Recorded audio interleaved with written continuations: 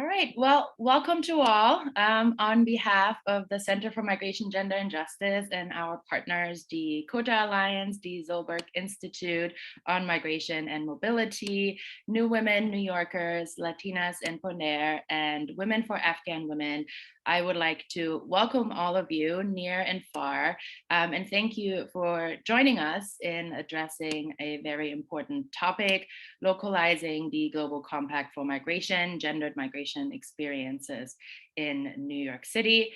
I'm Dr. Lara-Zuzan Golesorkhi, Assistant Professor for Political Science and Global Affairs, and the co-director of the Gender, Women, and Sexuality Studies program at the University of Portland. And I'm also, and this is why I'm here, the founder, executive director, and advocacy director at the Center for Migration, Gender, and Justice, or CMGJ. And I have the honor of moderating today's event. Today's event on localizing the Global Compact for Migration focuses on gendered migration experiences right here in New York City. Gendered experiences in migration occur along a continuum, so in origin, transit, and destination countries. Based on a country's policies, gender dynamics might premise the reason for migration, but might also affect experiences along migratory routes and in destination countries. And along this continuum, women, girl, LGBTQI+, and gender diverse migrants might face heightened risks of marginalization, vulnerabilities, and violence. And the Global Compact for Migration, or GCM, addresses these experiences in its objectives and through a set of guiding principles, such as following a people-centered and whole-of-society approach. And so in connecting the Compact's objectives and guiding principles in the context of gender, today's event brings together community leaders to explore the implementation of the GCM in a city setting. As part of our discussion, we will identify challenges, efforts, and remaining gaps in localizing the GCM through a gender perspective. And before we get to the community leaders dialogue, and as part of my welcome to the event, I am humbled to introduce Dr. Achilles Kallergis from the Zolberg Institute on Migration and Mobility to deliver the keynote address. Achilles is an assistant professor at the New School and the director of the Cities and Migration Project at the Zolberg Institute on Migration and Mobility.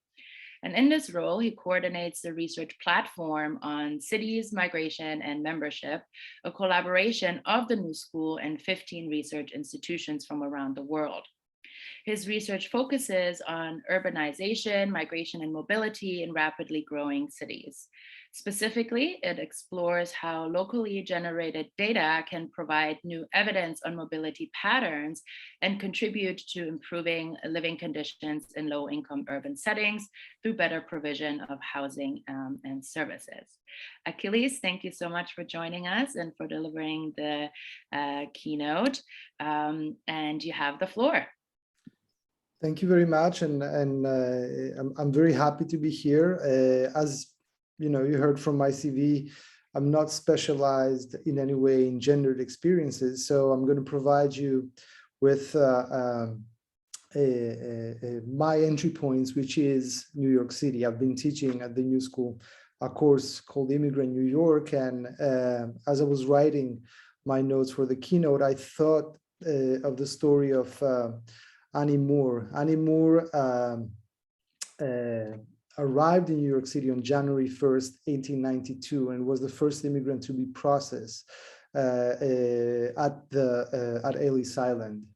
Together with her brothers, Annie rejoined her parents to start a new life in a new land and a new city.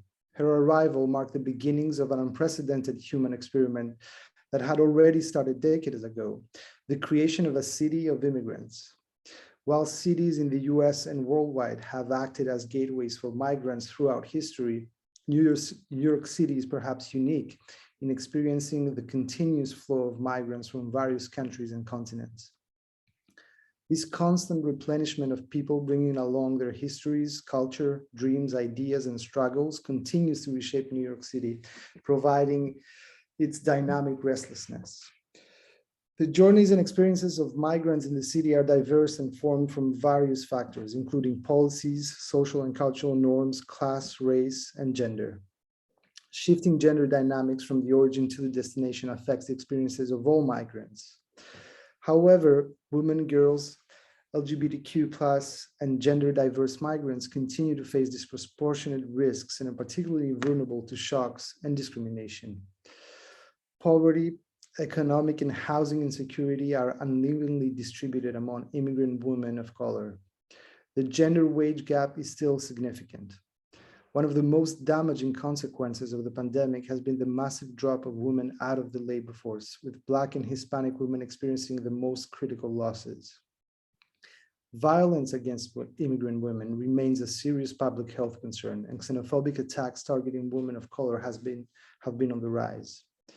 At the same time, as we will also hear during the dialogue that will follow, immigrant women do not face only challenges. Along with the organizations that support them, they bring a renewed dynamism and open windows of opportunity through their activism and involvement with city politics at a time of change. Immigrant women actively organize, engage, and lead the social and political transformations occurring in the city post-pandemic. They have shown their essential and integral role in the city's recovery. For many of them, the city's new voting law providing the right to non-citizen vote in municipal elections will further strengthen their voice and increase their opportunities for representation and deliberation. The Global Compact embraces a gender-responsive approach to migration. It ensures that human rights of women, men, girls, and boys are respected at all stages of migration. Their specific needs are properly understood and addressed, and they are empowered as agents of change. It mainstreams a gender perspective and promotes gender equality and the empowerment of all women and girls, recognizing their independence, agency, and leadership to move away from addressing migrant women primarily through a lens of victimhood. Acknowledging the challenges and harnessing the opportunities associated with implementing the Global Compact's principles requires a closer look into the realities that New York immigrant women face. It necessitates a deeper understanding of how these principles are translated and embedded into local contexts. Gendered migrant experiences in New York City, the quintessential immigrant city, can offer insights and inspiration to cities worldwide and show how successive waves of immigrant women have continuously reshaped and continually reshaped New York. So without further ado, I would like to give the floor to our speakers, and I'm eager to hear about the work that the different organizations are doing. Thank you. Thank you, Achilles, for these important contributions to set the stage for our discussion today. We brought up various points that I hope we can explore further in the following community leaders dialogue, and of course also in the Q&A. So this said, please allow me to briefly introduce our speakers for the community leaders dialogue. Full bios can be found in the concept note, and more information about the respective organizations can also be found, of course, on their social media and also as part of our social media showcase, which accompanies this event. So here are our speakers for today's community dialogue, and I'm so grateful for your time, for being here today. Arielle Kandel founded New Women New Yorkers in 2014 as the first nonprofit organization in New York City dedicated to empowering immigrant women from all backgrounds. As a daughter and granddaughter of immigrants and refugees, and as an immigrant herself, Arielle believes in the potential that every immigrant woman can contribute to the city, regardless of her country or origin or educational level. Arielle holds a master's degree in law with a specialization in humanitarian action and international law. Nitza Segui is the founder of Latinas en Poder, a feminist collective to elevate the voices of Latina and Caribbean women transnationally. Most recently, she organized the first transnational Women's Summit for Equality, Inclusion, and Social Justice, which took place in 7 countries simultaneously to explore and dialogue about the roots of migration and other gender-based intersectionality. Nitza is an international development specialist specialist focusing on gender, migration, economic democracy, and reproductive rights for over 20 years. And our third speaker for the community dialogue is Nahid Bahram, U.S. Country Director at Women for Afghan Women. And Nahid was born in Kabul, Afghanistan. Her family migrated to Peshawar, Pakistan, where she taught ESL, so English as a second language, to Afghan women in the Afghan refugee camps in Peshawar. She moved to the United States in 2006 as an international student to study finance and economics. And realizing the needs of the Afghan community in New York, Nahid started working with Women for Afghan Women in 2007. So thanks to all of you for joining us today.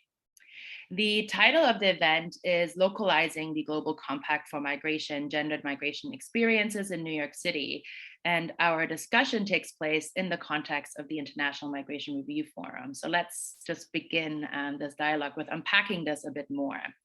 Since all of you represent and serve different migrant communities, I would like to invite you to share some of the specific challenges that migrant communities in New York City face, with a focus on gendered migration experiences, and how these localized experiences relate to broader global dynamics and patterns at the intersection of migration and gender.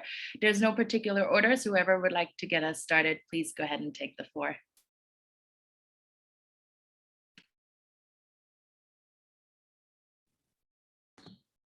I can go. Yeah. I think when I first came in 2007 and I started working here, when you come from a country like Afghanistan, or I was part of my life, I grew up in Pakistan as a refugee, you have totally a different idea of being in the West, and whether it's Europe or US, and having a very different life. And when I first came here and met the women and children that the Women for Afghan Women was serving, changed my mind totally about what I was thinking as a young woman in Pakistan. Obviously the immigrant community here in New York, especially the Afghan and some of the Muslim immigrant communities that we were serving, were really underserved. They did not have opportunities like other people. They did not, the social situation of each family was very different from what you would see from far away. But also the education inequality, even in the United States for women, was really mind-blowing to me. When I came in 2006, just a few years before that, our schools were closed by Taliban in Peshawar even. The Afghan refugee girls' school were closed, even in Peshawar by Pakistan, by Taliban. And that was such a hard thing for us to take as a young girl. And education for women was something which was very important for me. And I was always wishing that lucky people who are in the Europe or in the US and they have this opportunity. When I first came, I found out a few families that they were immigrants, but their kids were born and raised here. Believe it or not, their daughter was 22 years old and she had never been to school in life. And it is the inequality in obviously education and social services for communities that we were serving, but also the domestic violence and gender-based violence, all of that. I think that was something that changed my mind, and that was something that kept me being in this organization for over 16 years. This is actually the only job I hold in the United States since I came. And it's also mind-blowing that the past 16 years that I'm only here and I see how people are working hard towards that, but we really see a very small change in what people are receiving. Thank you, Nahid, for sharing these experiences and challenges that you've observed, especially over this particular time frame. Arielle, if you would like to continue, please go ahead. Yeah, thank you. Thank you, Lara. Thank you, Nahid. Just to share a little bit about our organization, because we're fairly small, so I'm not sure people are familiar at all with us. We're a 7-year-old nonprofit based in New York, and we serve, like Lara mentioned, when introducing me, we really try to serve women from a wide range of backgrounds who come here in New York. We have a number of different programs, but with a very large focus on workforce development. So really the core of our mission is to support women in their professional journey here, in really securing what we talk about meaningful employment or quality jobs, not just any job, but really jobs that our participants can provide for themselves and their family, and also can advance professionally, jobs in their field of interest. So that's what I will speak on more than other areas, because that's really, where my field of expertise, I would say, lie at New Women Yorkers. What I can say is we have a number of women who are undocumented without work authorization. So they're really, the challenge is we don't have a lot of quality jobs to refer them to. And that's been, even more the case over the past 2 years with the way the pandemic has been affecting the jobs that they typically have access to.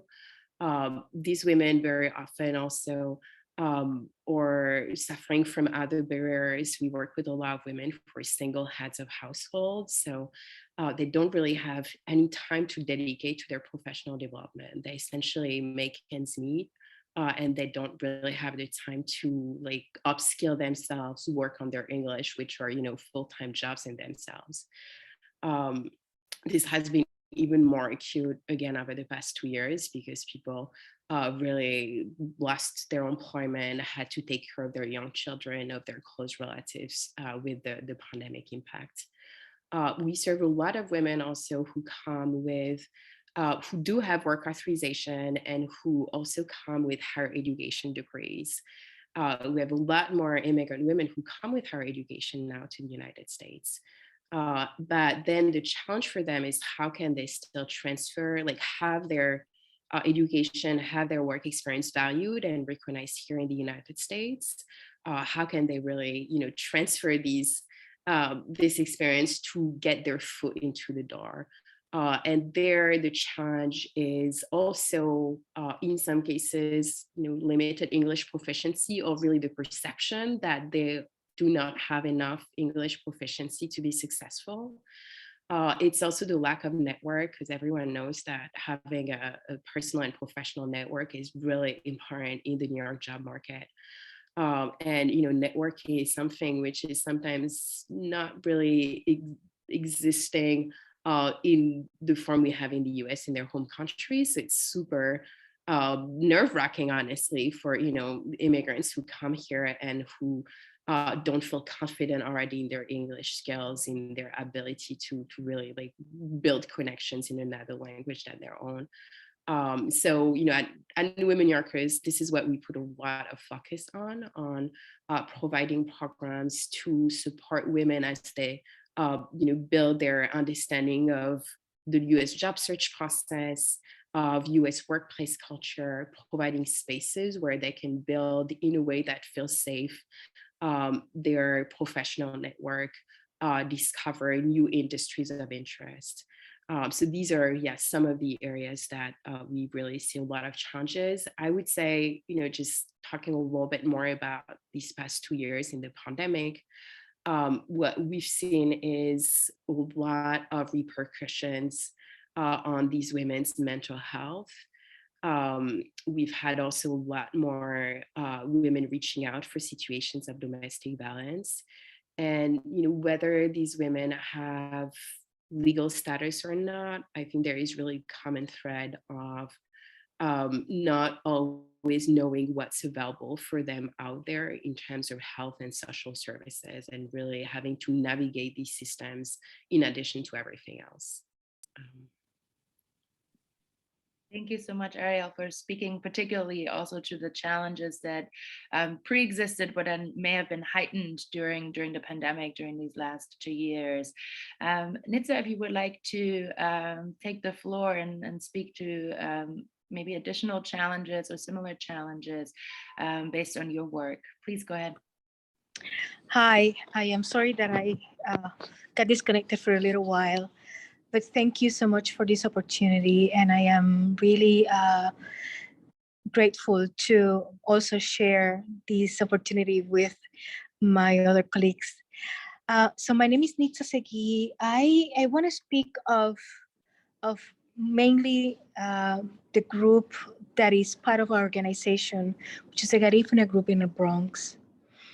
And as many of our colleagues expressed, women migrating from the countries of origin, in this case, we talked about Honduras, has come with a lot of difficulties and inequalities in their backs.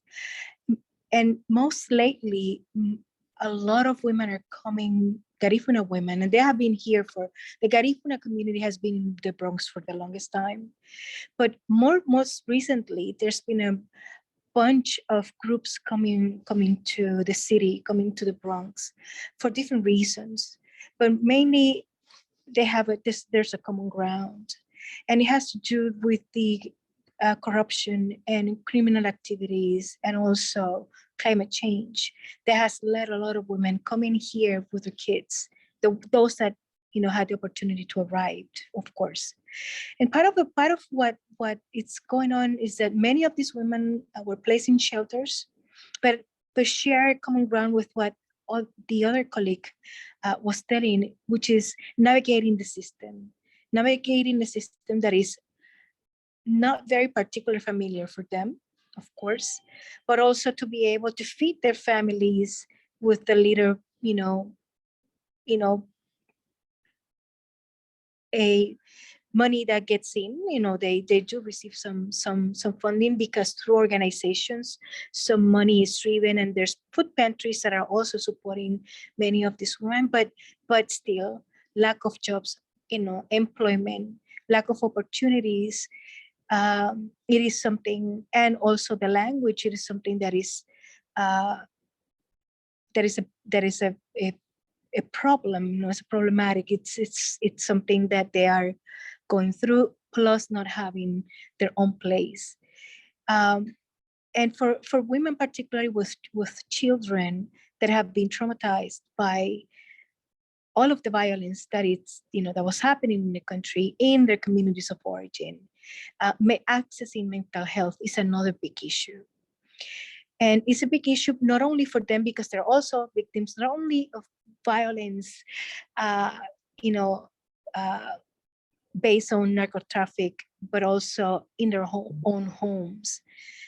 And having to deal with the children that are also traumatized by the outsides and the insides. It's something that they are aiming to, or looking forward to be able to receive, and they don't. And the other issues that also confront is access to health services and reproductive health services, particularly because most of them are undocumented, or still are on, trying to figure out the status in the United States. So these, which are part of larger problematics and inequalities that women and Garifuna women confront, is also related to racial issues. Not only coming here in this country, but but also coming from a country where they're also discriminated against. So I think these conversations are very important. I think not only in the context of the local level, but also in the context of the country, because we are going through as a country, we're having these conversations and we just came out, we are having these difficult conversations in the country about racial issues. And it is something that right now, I believe in the context of the Global Compact needs to be addressed, not only as women, but also as women who are Black or Indigenous, that have different identities that sometimes are not being taken into consideration or mightly considered in the discussions. Thank you very much, Nitsa, for these important contributions and speaking to the challenges that specifically Garifuna women, immigrant women in the Bronx face, and really emphasizing these intersectional experiences and how they often seem and remain overlooked in spaces such as the Global Compact for Migration, for instance. So when we're thinking about this, of course, and as you mentioned, as all of you mentioned, that we're connecting the local dynamics to broader global dynamics, right? And then reflecting on your responses, and as mentioned earlier, gender experiences in migration indeed occur along a continuum of origin, transit, and destination countries. These experiences develop, they evolve, and they change. However, they remain interconnected in various ways. And so taking a responsive angle next, I would be grateful if you could share what are some localized efforts that you have undertaken, so programs, initiatives in addressing the challenges that you've outlined, and how are they situated within the Global Compact for Migration, specifically in regards to its objectives that speak to the challenges, again, that you just mentioned, but also the guiding principles of the compact, such as following a gender responsive, a people-centered, and a whole of society approach. So please go ahead.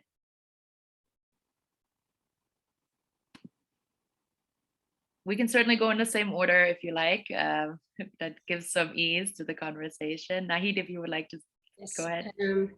I think with what happened in Afghanistan for over 4 decades now, with the war there and having the Afghans being migrating decades after decades after decades with new regime, with new issues, with new problems, and especially since August 15 of last year when Kabul fell under the Taliban rule, I think the migration from that country to any other country has been really difficult. I'm sure we all know that the evacuation situation with the United States was such a huge, had such a lot of problems with it, that getting, we all know that about 80,000 Afghans have been evacuated and have been settled in United States, were brought to United States, not all of them are settled now.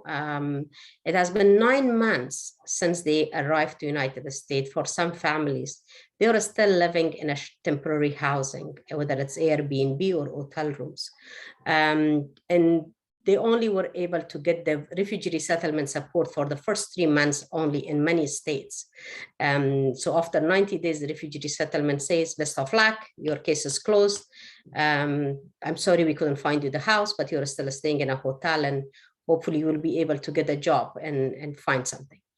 And that happened to many families that we serve, both here in New York as well as in Virginia. With all that comes the challenges that mostly have been faced in a family or in a household have been faced by the woman. Majority of that, especially from getting through the evacuation situation in Afghanistan, the trauma that people have gone through, whether it was what happened to them at home, left everything behind. People left Afghanistan without having access to their bank account. They left all their saving, all their life back there, and were able to just get a backpack and leave the country for safety. And then coming here and staying in a military base or a refugee camp for months, where obviously the trauma that they have been through in those months, all of that frustration and everything would be taken on women. So there was obviously a lot of domestic violence issues, mental health issues when women were in the bases.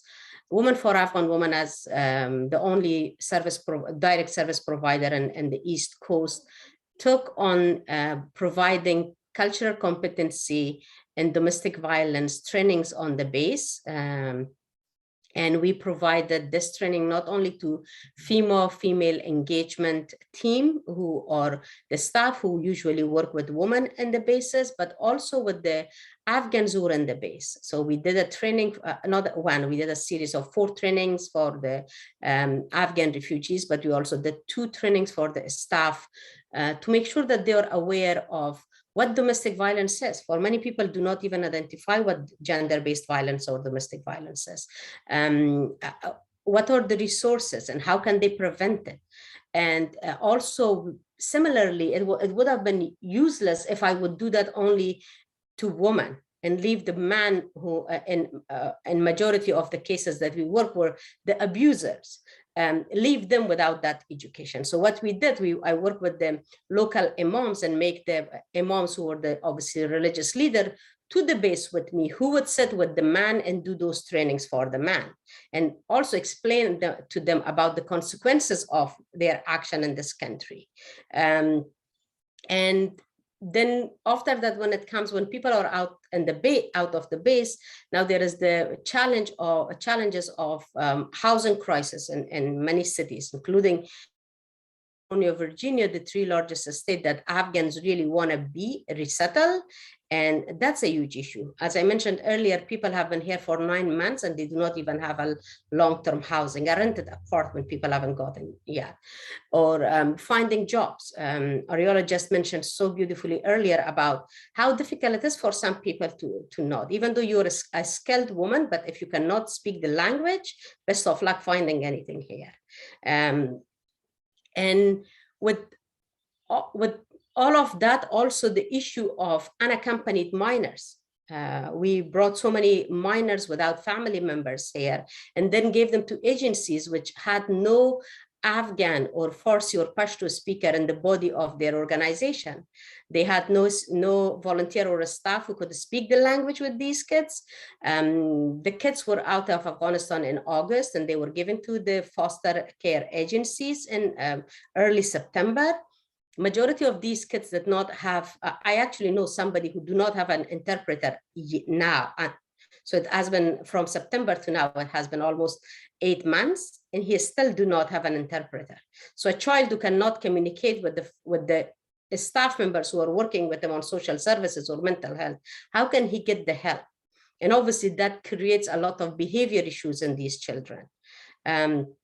Unfortunately, this is for unaccompanied minors, but also the youth who came with families and who are resettling in the states where they are not really very welcoming to immigrants and people of color or people or Muslims at all.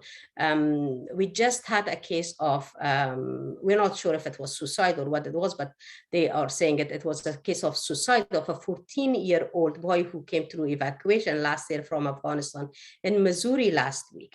When we talked to his father, the reason that he has given was he has been bullied in school every single day because of his appearance, because of the way he was speaking. He could not speak English because he was Muslim and he was fasting for the month of Ramadan, and people would make fun of him not being able to eat or drink. And the family found his body being hung in a lamppost on the street after 2 years. He was dead 2 hours before he was found.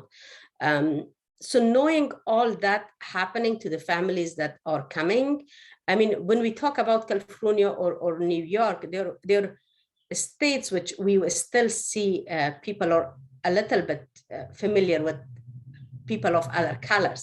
But when we think of states that where refugees are not welcome, immigrants are not welcome at all. And unfortunately, because of the large number of immigrants being welcome at one time to United States, they have been sent to states that there is no other immigrant, there is no other Afghan families around them.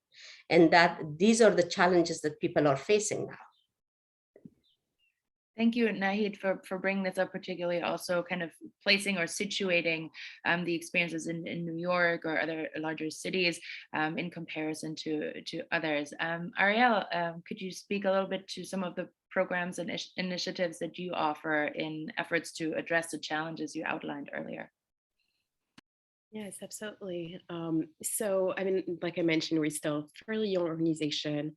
The first few years, really the early years, we focused much of our workforce development work on really focusing on the individual barriers faced by immigrant women in their search for employment. And so I would say our programming has a 3-dimensional approach in that regard. One, we really focus on providing a space for women to build their confidence and their level of proficiency in English, especially in a professional setting.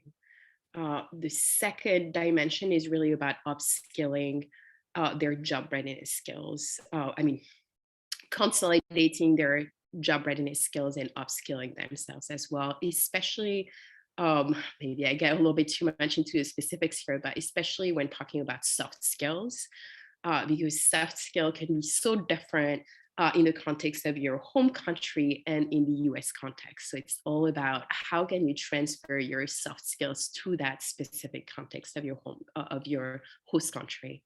And then I would say the third dimension has been really about providing a space where women can develop a better understanding and comfort with the US culture and the US work culture in particular, and understanding also where they come within that work culture and what also how, their voice, how their culture can play a very important role as well. Because the US culture, the US work culture obviously has been also really impacted by the contributions of immigrants throughout, the years and decades. So this is really like this three-dimensional approach that we use in our workforce development programming. And so, just to give examples, we have job readiness workshop series that are really the first pillar of our programming. We have then group practice and networking sessions with partner companies, and then a lot of individual support tailored to the needs and challenges of the women we serve. We do all this within a context of community building, and this is really essential. Having a community of support, both on a personal and professional level, can make such a difference in the trajectory of these women. So we build that community within Women New Yorkers through, we create opportunities for women to meet with each other, to exchange resources and advice, to build their personal and professional network. And that then really helps them in their professional journey to find employment, and then to also protect themselves from vulnerabilities in the workplace once they have that employment. I would say now, looking at the past 2 or 3 years, we've been trying to put much more focus also on educating employers, educating our partner companies, and trying to shift mindsets from within, trying to really bring employers to have hiring practices and learning and development practices that are not discriminative, and that are, it's beyond that, companies talk about diversity and inclusion, but how do you make that more than a buzzword? How do you make that really tangible? How do you welcome and create an environment which is inclusive and which really advances immigrant workers, and especially immigrant women workers? So that's something that we're working a lot on. And, to bring just a small note of optimism maybe in that conversation, I do want to say, we see this year with some hope, because a lot of employers in New York and other places are struggling. I mean, that's what they tell us, to bring employees. And at the same time, they seem to be more open to really make their diversity and inclusion policies tangible. They understand the need. So there is a moment of opportunity here that we're really trying to seize as an organization, to bring very strong candidates that have never been considered to employers, to companies, to industries that are growing and that have really high job needs and a lot of potential. Thank you very much, Arielle, for bringing this up and for making this connection, and really elaborating on this kind of three-part approach, as you said, and how this all goes together, but also stressing this last part in terms of, what might be some opportunities to leverage on.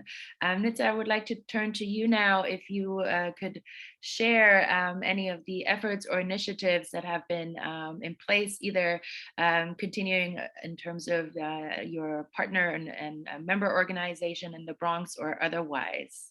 Go ahead.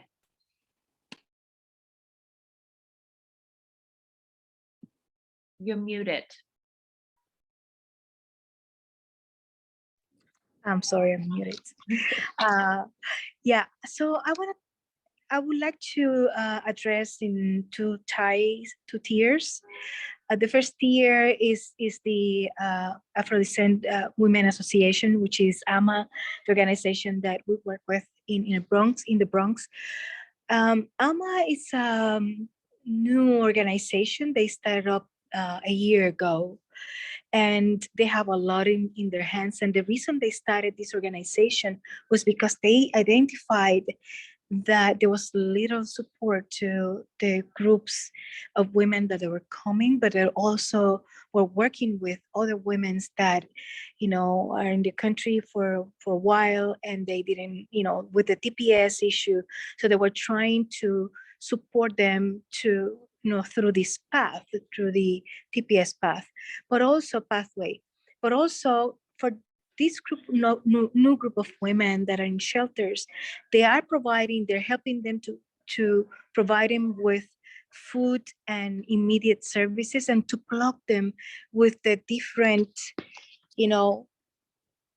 needs they have and the services that may be available for them, which are very little at this point, but also support them with the children to go to school or to go to mental health clinics, or the churches and the food pantries, and all of the above. The second layer that AMA wants to intervene is working with youngsters, with young women. So they are developing a curriculum to develop their capacity for them to develop their leadership, and at the same time to also support them to understand how the system works, and how they should be driven their time in school, so they can go to universities that will support them financially eventually, to so they can study and they have a professional careers, given the fact that many immigrants, Garifunas, are working in the domestic, doing domestic work, and a lot of their experience of these domestic workers, are terrible.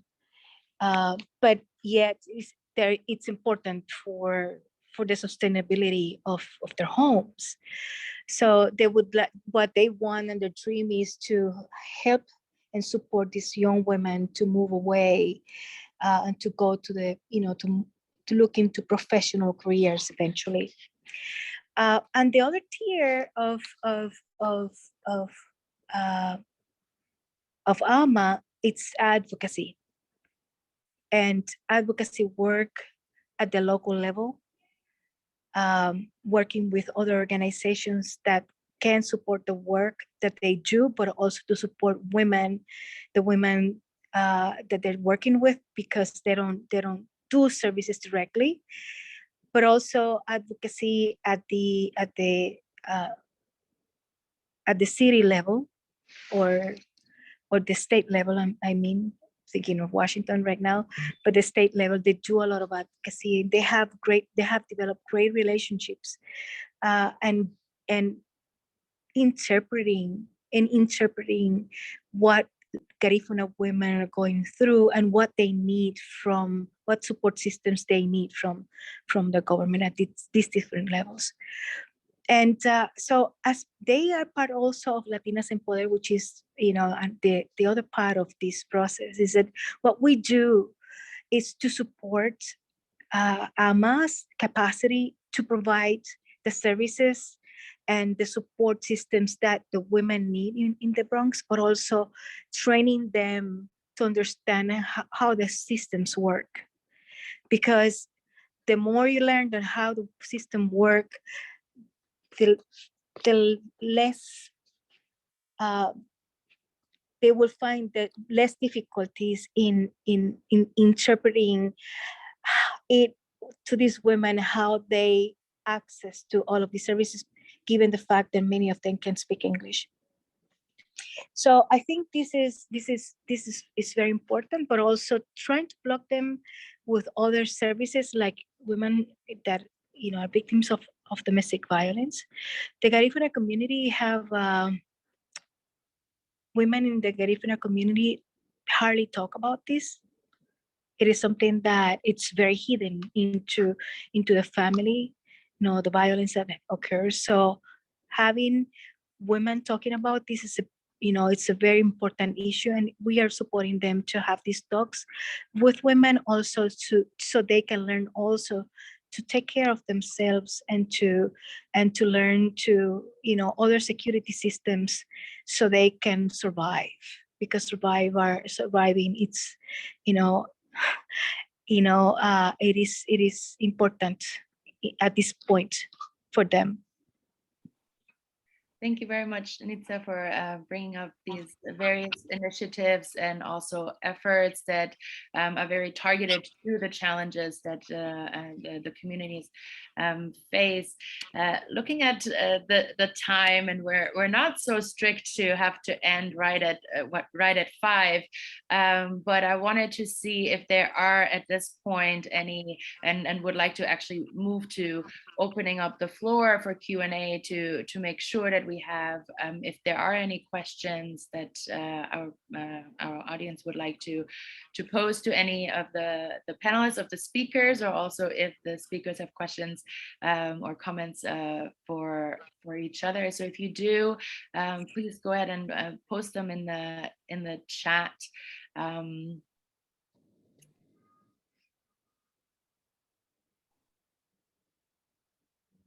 And if there aren't any at the moment, I am also happy to ask another question, because I have one lined up, but I want to make sure that we have some open floor time as well, if there are any questions.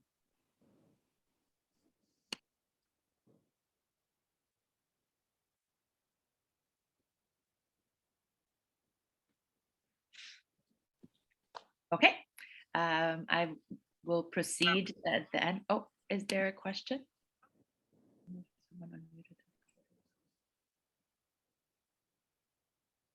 Nope. Okay. So that there, thank you for again sharing these efforts that have been made in addressing the noted challenges of migrant communities in New York City and how they're situated within the Global Compact for Migration.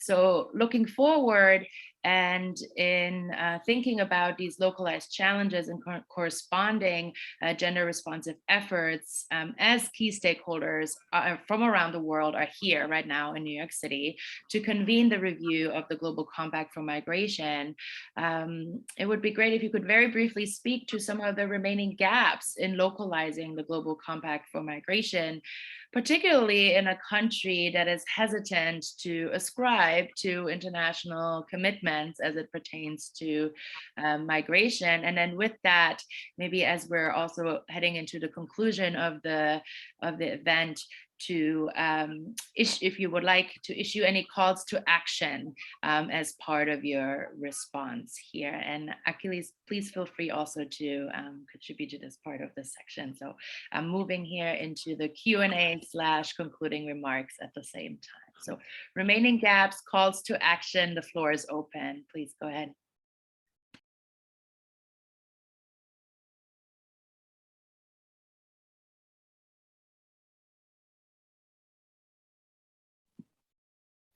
Nahid, would you like to get us started again? Yeah, I can. I think there is so much in remaining gaps, especially in this country. Our social services really is in a bad situation for refugees and immigrants. So definitely improvement in that is needed. The refugee resettlement system of only 90 days. We all know we cannot resettle a family in 90 days in a new city, in a new state, in a new country with a lot of differences. It's particularly have been really hard after pandemic for people.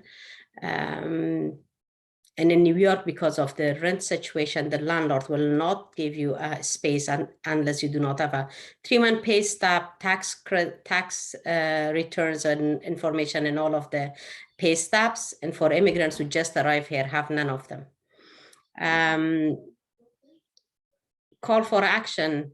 I mean, for a particular group that we work right now, as I want everybody to please, please, please, please call your elected officials, ask them to approve the law for the Afghan Adjustment Act.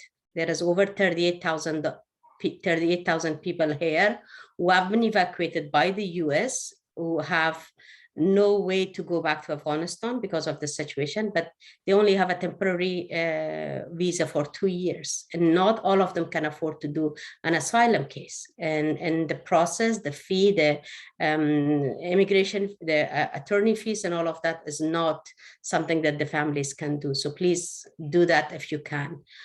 And I think the other part, which is important, I think for many communities, sexual assault, domestic violence, all of this is still taboo topics and people do not talk.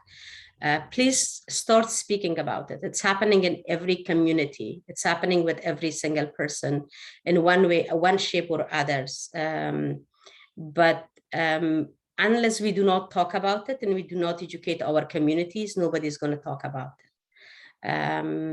I think this is what I had to say, but I also want to answer the question that Grace posted on the chat. We do not talk with both. We talk, or I mean, legally, we are not supposed to work with both. We only work with the survivor, but we know that when a domestic when a domestic violence situation happens in a household, Afghan men or Muslim men usually go to the imam in the mosque to ask for support. So what we do, we have provided domestic violence training to the 4 Afghan imams in New York that we work with. There's 4 Afghan mosques in New York that we have been working with closely. So we have provided trainings for the imams so that they can respond in the right way. So they know what are the resources, they know where should be they sending the man, but also how can they educate them about it, and how can they prevent the situation from happening. And we only work with the Thank you. Oh, Nahid, you're muted. I'm sorry. So I just wanted to mention again that we only work with the survivor, but we want to make sure that the imams are well educated to be able to provide services for men when they go to them. Thank you very much for identifying these remaining gaps and your call for action, as well as for answering the question on the floor. I'll pass it to Arielle next for some concluding remarks, maybe on some remaining challenges, but also calls for action. Thank you, Lara. I'll try to keep it super short because all of the things that Nahid just shared are so relevant. I would say remaining gaps. There are a number of sectors in the US that are in high growth, and yet it remains so difficult for immigrant workers to get their credentials recognized and their experience valid. I'm thinking New York right now about health and education, for example. So definitely more work done on that front, especially when there are needs and people there to actually respond to these needs. Second remaining gap, I think we need to talk about undocumented immigrants, and not only people who have work authorization, legal status, and also create opportunities for them. I know that's challenging and not well accepted, but that's definitely an area that I would highlight. In terms of call to action, thinking about really this COVID period, the fact that a lot of countries are still shaping their COVID recovery policy, really call stakeholders to include immigrant communities in their COVID recovery policies. That's so important.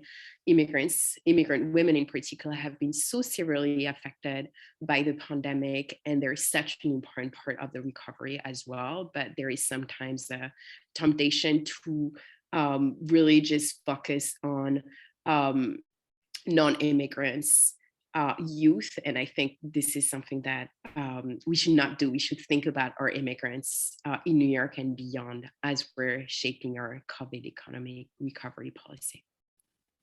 But thank you all. Yeah, thank you, Arielle, for bringing this up, and particularly also the underlying structural challenges that of course, unfortunately, still remain. Nitza, I would like to pass it to you next for any last brief thoughts on remaining challenges, but also calls for action as we are here and this event is held as part of the International Migration Review Forum. Please go ahead. I'm thinking of, the connections between the local issues that women are facing in communities that are related to legalization and also criminalization because they're undocumented in the country, or some that are seeking asylum, but it's really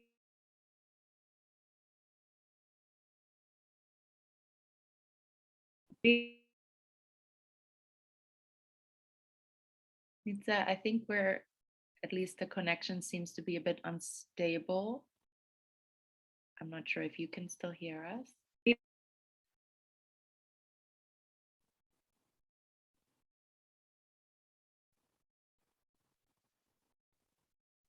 Achilles, I will pass it to you. In the meantime, maybe Nitza will come back if that's okay. Go ahead.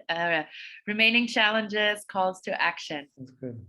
So, well, I think, as we heard, there's several remaining challenges, but if I would try to summarize a little bit some of the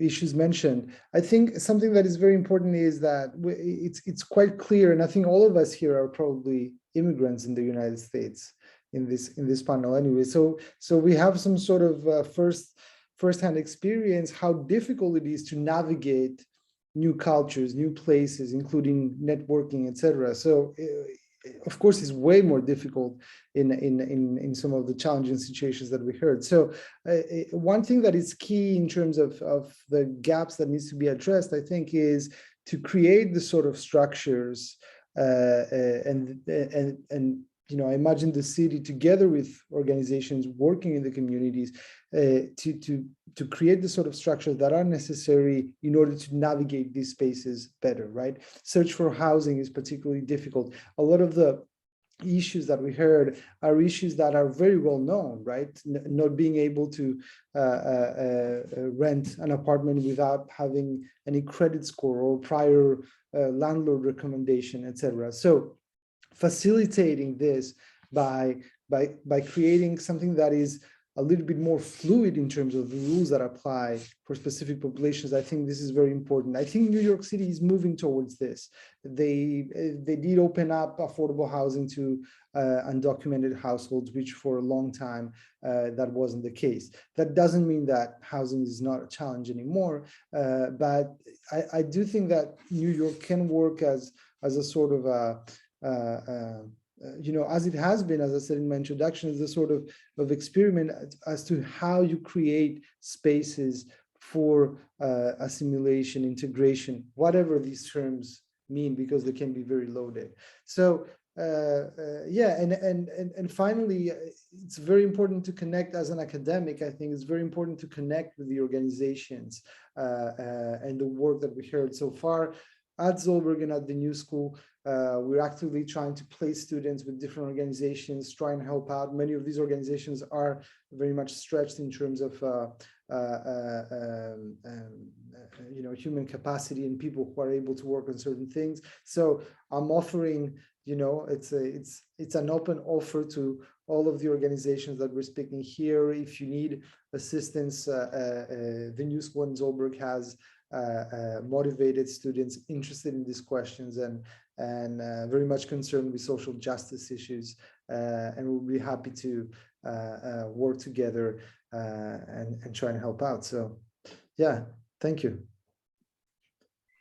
Thank you, Achilles, for bringing up and kind of also summarizing some of the main challenges that were mentioned throughout the event. And as always, there is more to be discussed, and I truly hope that today's event serves as a connecting point. So this was really nicely kind of coordinated here without knowing, as a connecting space between the local and the global. And indeed, at the Center for Migration, Gender, and Justice, we pride ourselves in being locally based and globally engaged. And so with this, I would just like to, again, thank everyone for participating in today's event. We will follow up with a guidance note based on today's discussion that will be published shortly. And I would like to say thank you and take care. And I'll hereby close the session. Thank you all so much.